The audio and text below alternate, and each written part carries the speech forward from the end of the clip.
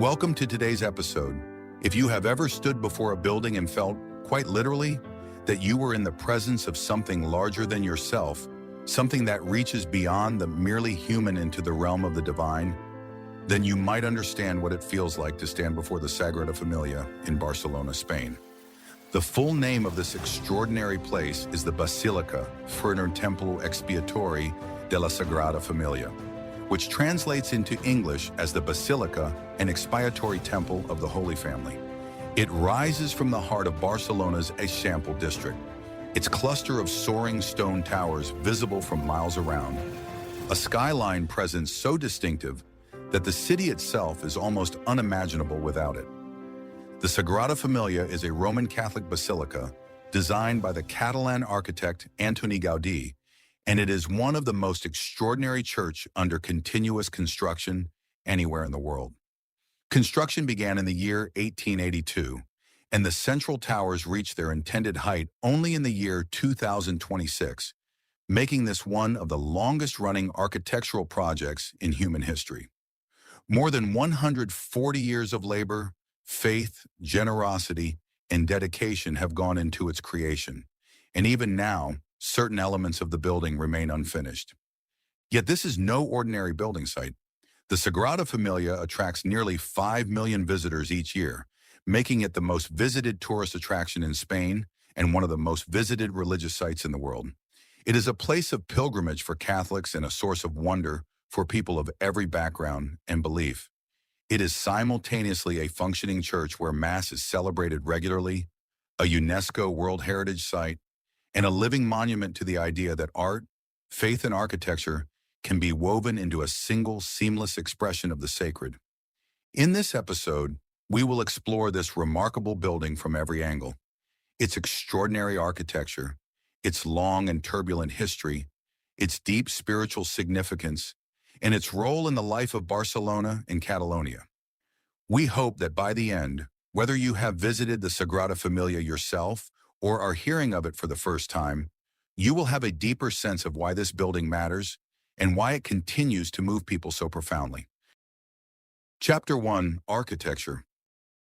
To understand the architecture of the Sagrada Familia, we need to travel back to the very beginning and to meet not one but two architects whose contrasting visions shaped what this building would become. In 1882, a man named Francisco de Paula del Villar was commissioned to design and build the temple. His plan was relatively conventional, a neo-Gothic church inspired by the great medieval cathedrals of Europe, with pointed arches, flying buttresses, and a certain grand but familiar solemnity. Construction began on the 19th of March, 1882, on the Feast of Saint Joseph, a detail that was deeply intentional, as we shall hear later, when we discuss the spiritual dimensions of this place. Within a year, however, Del Villar resigned from the project following disagreements with the building's patrons. And at this point, history took an extraordinary turn. The commission was offered to a young architect from the Catalan city of Reus, a man named Antoni Gaudí Vermencornet. He was just 31 years old when he took over in the year 1883. What he did with that commission changed not only this building, but the entire history of architecture. Gaudí did not merely adjust Del Villar's design, he reimagined it entirely. Where Del Villar had envisioned a conventional Gothic revival structure, Gaudí conceived something far more ambitious, far stranger, and far more beautiful. His revised plan called for a temple of extraordinary complexity, 5 naves, a transept, an apse, an ambulatory running around the outside of the building, 3 great facades, and 18 towers of varying heights. The project would become the most complex and unique work of his entire career, and he would dedicate 43 years of his life to it.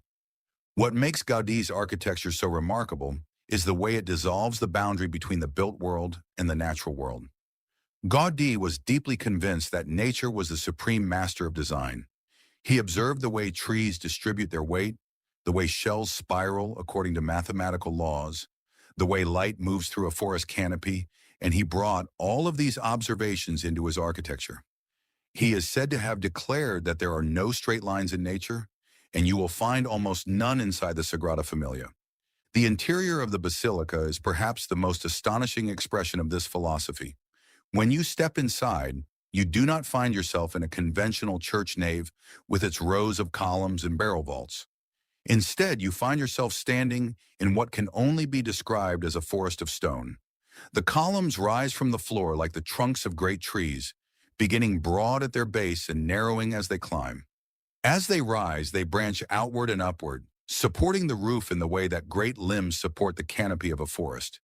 The ceiling above glows with light, and the effect is of walking through a sacred grove beneath a sky of stone. This was entirely intentional. Gaudí designed the interior to be experienced as a cathedral of nature, a forest in stone, so that anyone entering would feel simultaneously the grandeur of God's creation and the transcendence of the divine. The columns are not merely decorative, they are structurally revolutionary. Gaudí replaced the flying buttresses that are a hallmark of Gothic architecture with a system of inclined, branching columns that resolve all structural forces internally within the building itself. There is no need for external support because the columns, like trees, carry their loads through their own branching geometry. The surfaces of the columns themselves are the result of extraordinary geometric thinking. Each column begins with a specific polygonal cross-section at its base, which gradually transforms as the column rises, moving through an octagonal form, then a 16-sided form, and finally becoming a circle at the top. The columns also bear a subtle double twist in their surface, which Gaudí gave a specific spiritual meaning. The upward twist represents the saints ascending to heaven, while the downward twist represents the angels descending to meet them. To design all of this, Gaudí used a method that was as ingenious as it was unusual. He built physical scale models by hanging weighted chains from a frame and then photographing the result in a mirror to see the inverted image. Because a hanging chain assumes the shape that is naturally most stable under gravity, inverting that shape produces an arch that is in a state of pure compression with no bending forces at all. This is called a catenary arch, and it is the most structurally efficient form an arch can take. By using this method, Gaudí was able to design the extraordinarily organic and complex structures of the Sagrada Familia with mathematical precision. The exterior of the building is equally extraordinary. There are 3 great facades, each dedicated to a different aspect of the life of Jesus Christ. The Nativity facade faces east toward the rising sun, celebrating the birth of Jesus with an exuberant profusion of sculpture, animal life, plant forms, and joyful imagery. This was the facade that Gaudí himself supervised most closely, and it is the most naturalistic in style, filled with the kind of abundant life you might associate with creation itself. The Passion facade faces west, toward the setting sun, and it depicts the suffering, death, and resurrection of Jesus. The style here is starkly different, angular, severe, and deeply dramatic, with elongated, almost skeletal figures that were sculpted by the Catalan artist Josep Maria Subirachs in the latter decades of the 20th century. Some found Subirachs' interpretation controversial, but most agree that his angular, expressionist approach captures the gravity of the Passion narrative with great power. On the Passion facade, Subirachs included one of the most famous hidden details of the entire building: a magic square, a 4x4 grid of numbers arranged so that every row, every column, and both diagonals add up to the same total. In most traditional magic squares of this size, that total would be 34. But Subirachs altered the numbers so that the total is 33. The reason is deliberate and deeply symbolic. 33 is the age at which Jesus Christ was crucified. Even the mathematics of this building speaks of faith. The third facade, the Glory facade, will face south and will serve as the main entrance to the basilica when it is eventually completed. It will represent the glory of God and the teachings of Christianity, the culminating statement of the entire building's theological program. Above these 3 facades rise the 18 towers that are the most immediately recognizable feature of the Sagrada Familia silhouette. Each tower represents a specific figure from the New Testament. The 12 smaller towers, 4 on each of the 3 main facades, represent the 12 apostles of Jesus. 4 taller towers represent the 4 evangelists: Matthew, Mark, Luke, and John. A tower crowned with a star is dedicated to the Virgin Mary. And the tallest tower of all, the central tower that was completed and blessed in June of the year 2026 is dedicated to Jesus Christ himself. At 172.5 meters, it makes the Sagrada Familia the tallest church building in the world. The tops of the Apostles' Towers are covered with colorful ceramic mosaics in the technique known as trincatus, in which fragments of broken ceramic are assembled into shimmering patterns. This technique, developed by Gaudí, turns broken material into beauty and has been interpreted as a symbol of the harmony that can emerge from chaos. The towers are also perforated with openings that were deliberately designed to distribute the sound of the bells across the surrounding city, so that Gaudí's vision of the building as a great stone organ might in some small way become real. The use of color, light, and glass is another dimension of the architecture that must be mentioned. The stained glass windows of the Sagrada Familia are arranged so that the eastern side of the building, where the Nativity facade stands, is filled with cool blues, greens, and yellows. The western side, where the Passion facade stands, is filled with warm ambers, oranges, and reds. As the day progresses and the sun moves across the sky, the interior of the basilica is flooded with different colors, moving from the cool tones of morning to the warm, fiery tones of afternoon. This was not accidental. It was a deliberate evocation of the movement of time, of birth and death, of morning and evening, woven into the very structure of the building. The Sagrada Familia is also a deeply Catalan building. Gaudí was a participant in the Renaixença, a cultural and artistic movement that sought to revive the traditions and identity of Catalonia at a time when they were under pressure from the central Spanish government. The building incorporates elements of local natural history, Mediterranean plants and animals, and references to Catalan culture and heritage. It is both a universal statement of Christian faith and a deeply rooted expression of the people and the land from which it grew. Chapter 2. History. The story of the Sagrada Familia begins not with an architect but with a bookseller. In the year 1866, a Barcelona man named Josep Maria Bocabella founded an organization called the Spiritual Association of Devotees of St. Joseph. Bocabella was a deeply devout Catholic, and he was troubled by what he saw as the growing secularization of society in the wake of the Industrial Revolution. He wanted to build something that would stand against that tide, a church that would be a visible, permanent act of collective faith and penance.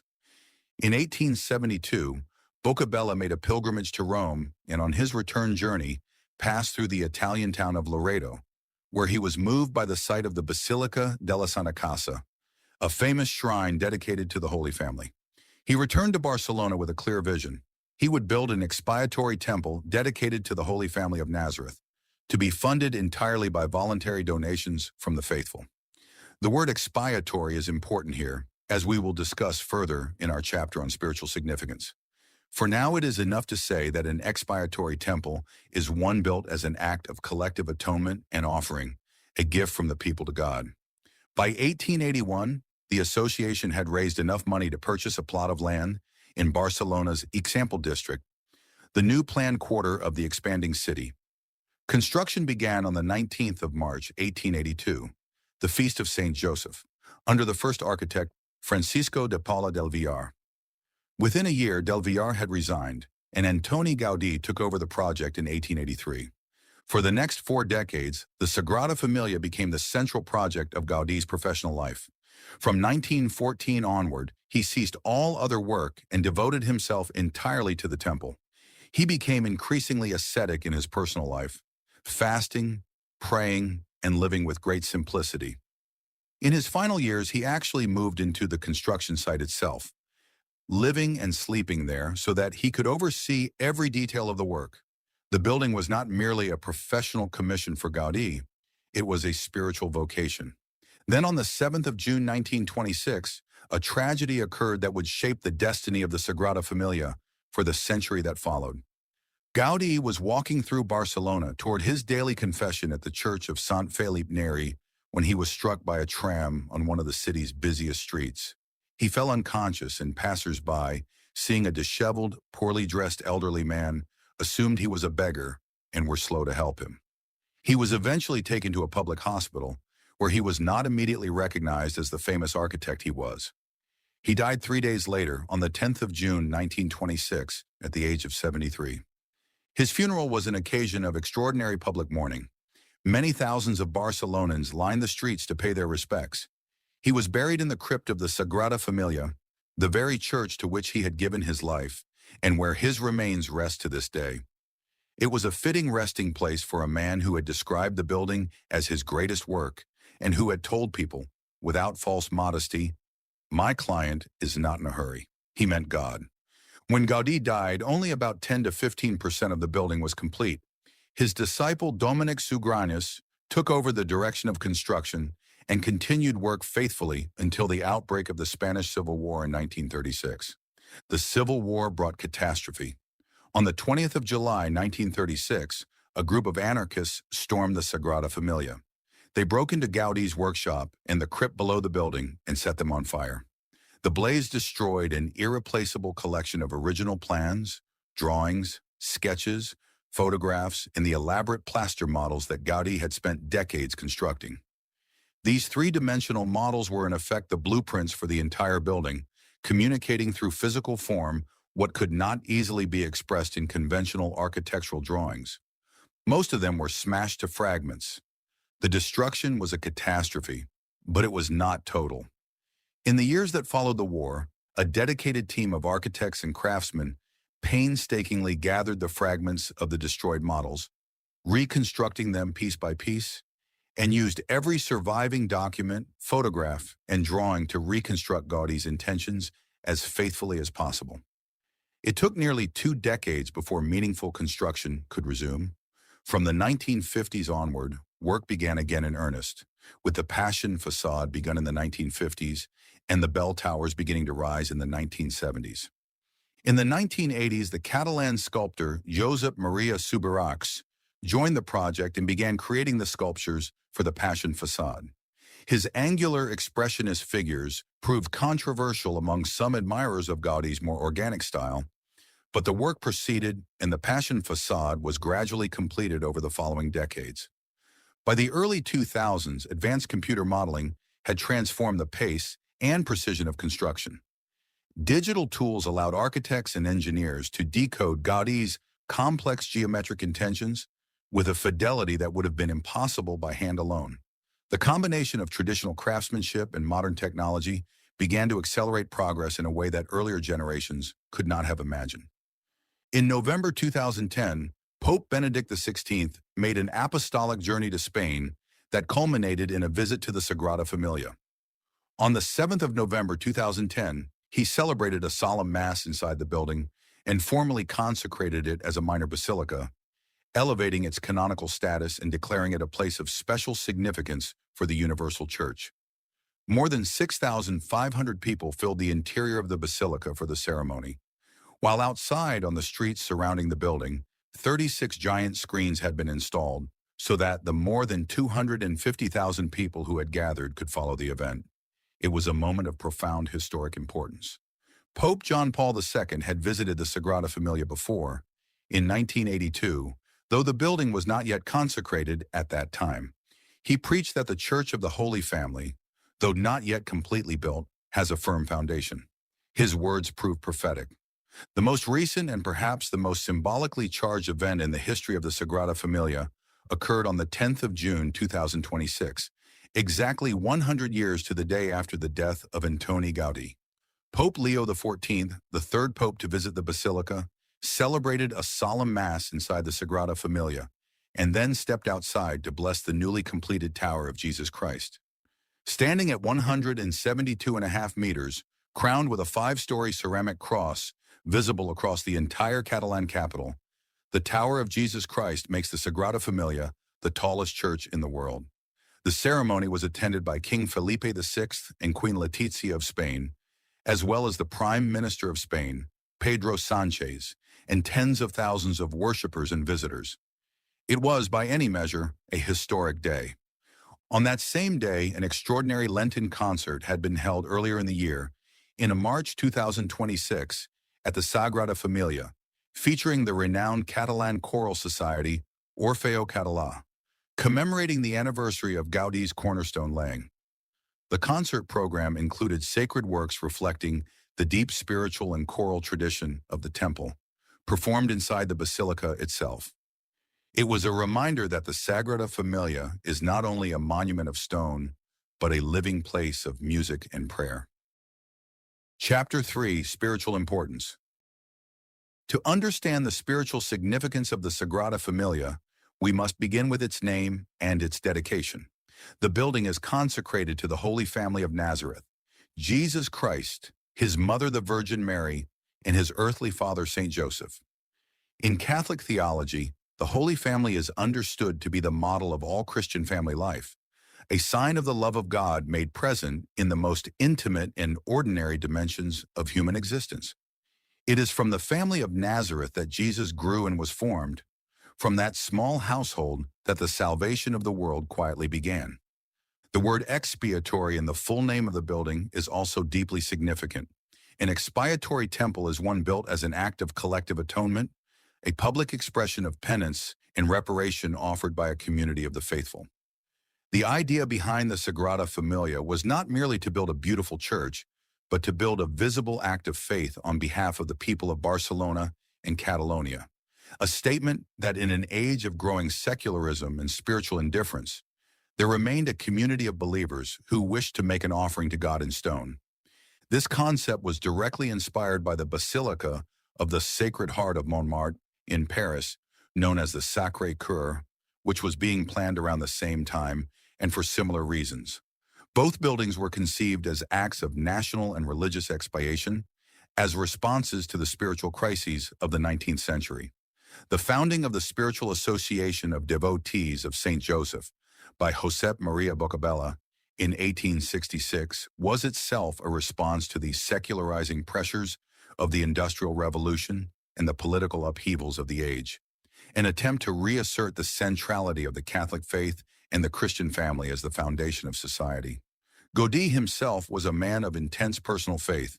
He fasted rigorously, attended daily mass, and in his later years lived a life of almost monastic simplicity. He spoke of the Sagrada Familia as a work that could not be completed by any single human life, and of God as his client. His famous remark that my client is not in a hurry was not a joke, but a sincere expression of his belief that he was working not for human patrons, but for divine purposes. He is said to have exclaimed, with characteristic confidence, "Saint Joseph will finish this church." This spiritual seriousness is expressed in every dimension of the building's architecture. The entire structure is conceived as a stone catechism, a Bible in stone, designed to communicate the central truths of the Christian faith to people.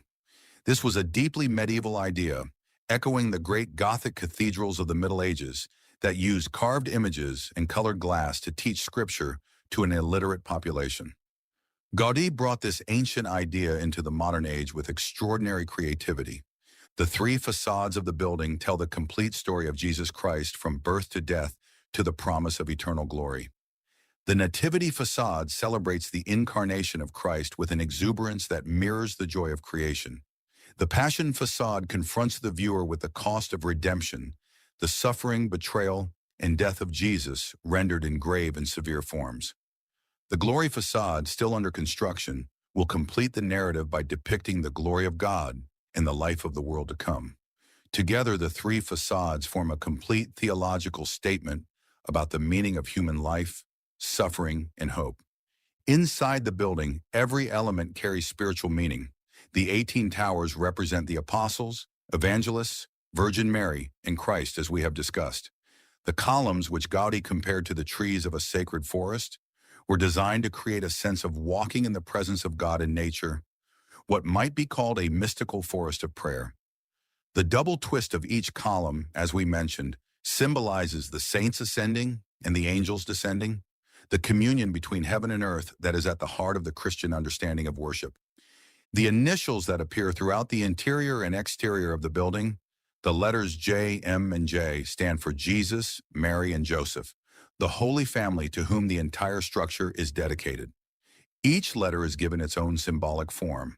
The J for Jesus stretches upward to a cross. The J for Joseph stretches downward to a flowering rod, a reference to the miraculous sign by which Joseph was chosen as the husband of Mary, And the M for Mary is crowned with gold, symbolizing her role as Jesus' mother. Nothing in this building is accidental. The consecration of the Sagrada Familia as a minor basilica by Pope Benedict XVI in 2010 was more than a canonical formality. It was a recognition of the building's unique theological significance and its role in the life of the Universal Church. Benedict spoke at the consecration of Gaudí's confidence in the face of difficulties, his trust in divine providence, and his conviction that Saint Joseph would finish the church. The Pope noted with evident emotion that it was significant that a Pope named Joseph was dedicating a church so closely associated with the figure of Saint Joseph. There is a further dimension to the spiritual significance of the Sagrada Familia that deserves mention: the ongoing cause for the beatification of Antoni Gaudí himself. Efforts to advance Gaudí towards sainthood began in 1992, and the Vatican officially opened his cause in 2003. In April 2025, Pope Francis formally recognized Gaudí's heroic virtues, declaring him venerable, a significant step on the path toward beatification and eventually sainthood. For this to proceed, two miracles attributed to Gaudí's intercession would need to be verified. The idea that the architect of the Sagrada Familia might himself one day be declared a saint would have surprised no one who knew his life. He is already remembered by many as God's architect. Today, the Sagrada Familia is both a functioning parish church and a destination for pilgrims from around the world. Regular masses are celebrated in multiple languages. The basilica welcomed more than 280,000 worshipers to religious services in 2024 alone, and over 50,000 people attended international masses celebrated in 66 different liturgical ceremonies at the basilica in that same year. It is a place where faith is not only displayed in stone, but lived and practiced daily. The music of the Sagrada Familia deserves its own mention in any discussion of the building's spiritual life. Gaudí himself placed great importance on music as a spiritual art, and he envisioned the basilica as a great instrument of sound as well as stone. He imagined placing the organ high up near the ceiling with multiple sound sources positioned throughout the building to create an enveloping, all-surrounding experience of sacred music. That vision has been partially realized. The basilica has a choir organ built in 2010 by the Catalan organ maker Blancafort, with 27 registers and nearly 1,500 pipes. There is also a beautifully restored historic Cavaillacol organ in the crypt, near the tomb of Gaudí himself. The titular organist of the Sagrada Familia is Juan de la Rubia, a celebrated musician who performs regular concerts and liturgical music in the basilica, and who has spoken movingly of the way the colors of the stained glass windows and the vibrations of the organ combine to create a uniquely spiritual acoustic experience. The basilica has also been the venue for major choral performances by the famous Orfeo Català, including a specially commissioned work called the Magnificat, premiered in December 2021 to mark the inauguration of the tower dedicated to the Virgin Mary. Summary. We have come a long way in this episode, from a bookseller's vision in 1866 to the completion of the world's tallest church tower in 2026. We have traced the story of how an unusual young architect took hold of an unremarkable commission and transformed it into one of the most astonishing buildings in the history of human civilization. We have explored the revolutionary structural engineering behind its forest of stone columns, the theological program written in its 3 facades, the tragedy of the Civil War and the painstaking reconstruction that followed, and the deep spiritual vision that animates every carved stone and every shaft of colored light. The Sagrada Familia is a building dedicated to the Holy Family of Nazareth, built as an expiatory offering by the faithful people of Barcelona and Catalonia, designed by an architect who gave his life to it and who is now himself on the path to sainthood. It has been consecrated by a pope, blessed by another, and visited by a third. It has survived war, fire, and the loss of its creator's original plans. It has been built by the donations of pilgrims and visitors for nearly a century and a half. Nearly 5 million people visit the Sagrada Familia each year from every nation on earth, drawn by its singular combination of architectural genius, spiritual depth, and sheer visual wonder. For Catholics and for all who feel the pull of the sacred, it is a place that speaks of something that no single human life is large enough to contain. And that is precisely why it took and is still taking so many lives to build. Thank you for listening to today's episode. We hope that these words have brought a little of the beauty and the meaning of the Sagrada Familia into your day, and that wherever you are, they leave you with a sense of the extraordinary things that human beings can accomplish when they place their gifts at the service of something greater than themselves. If you enjoyed this episode, please like it and share it with your friends. It really helps us.